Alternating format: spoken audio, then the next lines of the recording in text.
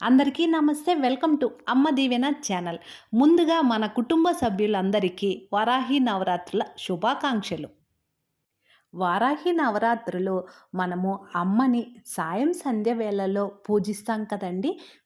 పూజించేటప్పుడు అంటే మంగళవారం కానీ, శుక్రవారం సాయం సంధ్య వేళ ఐశ్వర్య దీపం, ఉప్పు దీపం కానీ ఈ వారాహి నవరాత్రుల్లో వెలిగించినట్లయితే అమ్మవారి కరుణా కటాక్షంలో మన కుటుంబం మీద ఆమె చల్లని చూపు ఎల్లవేళలా ఉంటుంది.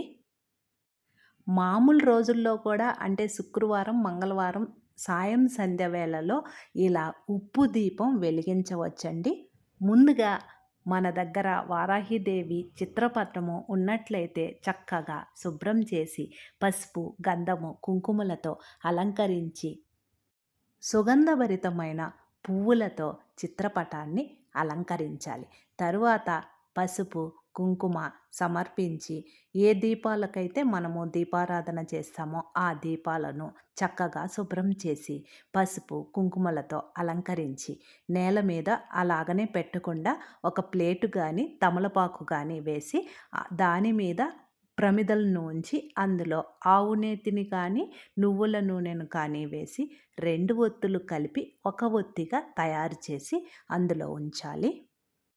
ఈ వారాహి అమ్మవారి నవరాత్రుల్లో మన దగ్గర కామాక్షి అమ్మవారి దీపం ఉన్నట్లయితే తప్పకుండా చక్కగా పసుపు కుంకుమలతో అలంకరించి అమ్మవారి ప్రమిదలో స్వచ్ఛమైన ఆవు నేతిని వేసి ఎర్రని ఒత్తులు 2 కలిపి ఒక ఒత్తిగా తయారు చేసి ప్రమిదలో ఉంచాలి. తరువాత అగరవత్తులతో కానీ ఏకహారతితో కానీ దీపాలను వెలిగించాలి. వెలిగించినటువంటి దీపాలు సాక్షాత్తు లక్ష్మీ స్వరూపం కాబట్టి మన దగ్గర ఉన్న పువ్వులతో అలంకరించాలి. ముందుగా అయితే మన దగ్గర విఘ్నేశ్వరుని విగ్రహం ఉంటే విగ్రహాన్ని పెట్టుకోవచ్చండి. ఒకవేళ లేనట్లయితే పసుపు గణపతిని తయారు చేసుకోవాలి. నేనైతే విగ్రహాన్ని పెట్టి పసుపు కుంకుమలతో అలంకరించి పువ్వులతో అలంకరించి ముందుగా విఘ్నేశ్వరునికి పూజ చేసుకొని ఆ తరువాత ధూపం వేయాలి. నేను చేసేటువంటి పూజ ఎటువంటి ఆటంకం కలగకుండా చూడు స్వామి అని ముందుగా వినాయక స్వామికి పూజ చేస్తాము. తరువాత విఘ్నేశ్వరునికి చిన్న బెల్లం మొక్క నైవేద్యంగా పెట్టి అక్షింతలు పాదాల దగ్గర ఉంచి ఒక్క నమస్కారం చేసుకుంటే సరిపోతుందండి. మనము ఏ పూజ ప్రారంభించాలన్నా ముందుగా అయితే గణపతిని పూజించిన తరువాతనే వేరే పూజలు చేసుకోవాలి. చివరగా గడ్డ కర్పూరంతో హారతి ఇవ్వాలి. చాలామంది పసుపు గణపతిని పూజలో ఉంచితే రోజు మార్చాలా అని అడుగుతున్నారండి. పసుపు గణపతిని రోజు పూజలో ఉంచినట్లయితే మార్చాలండి తప్పకుండా. ఆ తరువాత అమ్మవారికి కూడా ధూపం వేయాలి. తరువాత అమ్మవారికి మన శక్తి కొలది తాంబూలం సమర్పించాలి. 3 ఆకులు, 2 అరటిపండ్లు, 2 వక్కలు, పసుపు, కుంకుమ, గాజులు, చిల్లర పైసా రోజు ఉంచితే సరిపోతుందండి. లేదు లేదు ఆఖరి రోజు జాకెట్ పీస్ పెట్టుకోవచ్చు, లేదంటే చీర కూడా పెట్టుకోవచ్చండి. మన వీలును బట్టి తాంబూలం సమర్పించవచ్చు. నేను ఐశ్వర్య దీపం అని చెప్పాను కదండి, దానిని ఎలా తయారు చేసుకోవాలో చూద్దామండి. ముందుగా దీనికోసం ఒక మట్టి మూకుడు అవసరం అండి. కొంచెం వెడల్పుగా ఉండేది చూసుకోవాలి. తరువాత 2 చిన్న ప్రమిదలు అవసరమవుతాయి. వీటిల్ని చక్కగా శుభ్రం చేసి పెట్టుకోవాలండి. ఆ తరువాత పసుపులో కొంచెం పన్నీరు, కొంచెం వాటర్ వేసి కొంచెం పల్చగా కలుపుకొని ఆ ప్రమిదలకు గ్యాప్ లేకుండా చక్కగా పసుపును అలంకరించాలి. మూకుడు అనేది మరీ పెద్దది కాకుండా మరీ చిన్నది కాకుండా మీడియం సైజుగా ఉండేది తెచ్చుకుంటే సరిపోతుందండి. ఇప్పుడు ఉపయోగించినటువంటి మూకుడు అనేది మళ్ళీ మళ్ళీ కూడా మనము శుభ్రం చేసి మంగళవారము, శుక్రవారము ఉపయోగించుకోవచ్చు. శుక్రవారము, మంగళవారము ఈ ఐశ్వర్య దీపాన్ని ఎందుకు వెలిగించాలంటే అమ్మవారికి ఇష్టమైన 2 రోజులు మంగళవారం, శుక్రవారం అండి. ఇంకొక ప్లేటు కూడా చక్కగా శుభ్రం చేసి ఆ ప్లేటుకి కూడా పసుపు కుంకుమలతో అలంకరించాలి. సముద్రం నుంచే లక్ష్మీదేవి ఉద్భవించింది కాబట్టి సముద్రం నుంచే మనకు ఈ ఉప్పు కూడా ఉద్భవించింది. అందువలన ఉప్పు దీపం వెలిగించినట్లయితే అమ్మవారి చల్లని చూపు మరియు అమ్మవారు అంటే లక్ష్మీదేవి మన ఇంట్లోనే ఎప్పుడు తిష్ట వేసుకొని కూర్చుంటుంది.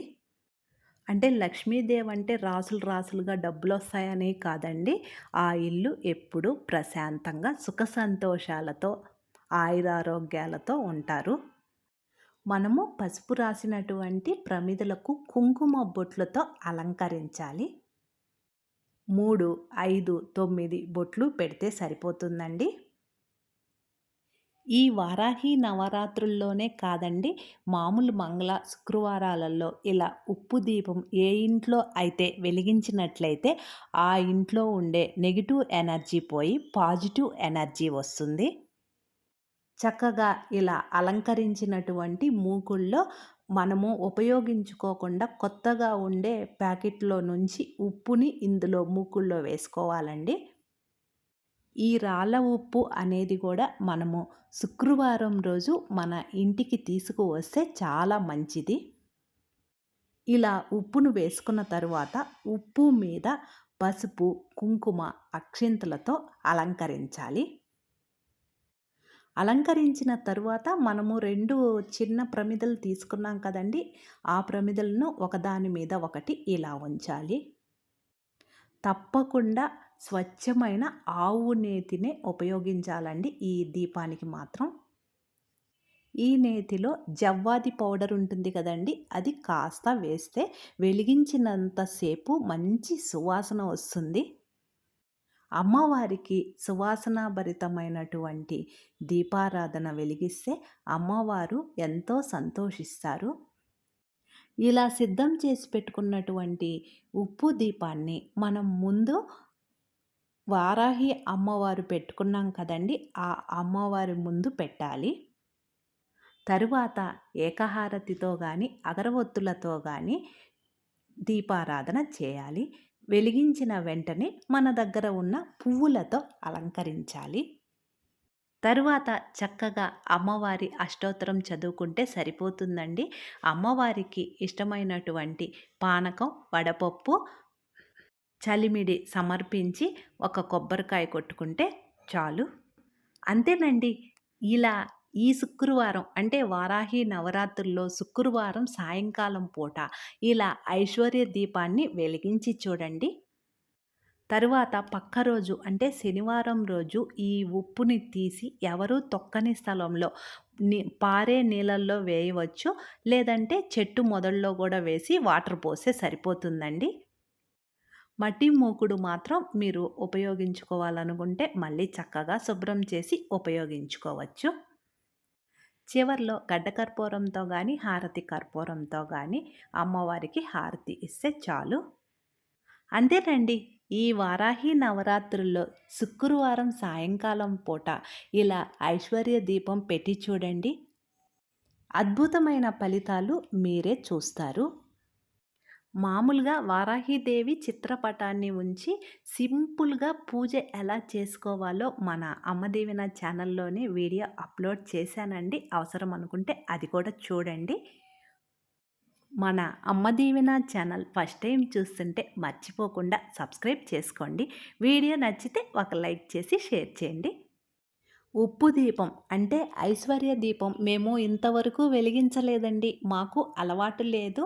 మేము వెలిగించుకోవచ్చా అనే వాళ్ళ కోసమండి. చక్కగా ఎటువంటి సందేహం లేకుండా ఐశ్వర్య దీపాన్ని అమ్మవారి ముందు వెలిగించుకోవచ్చు.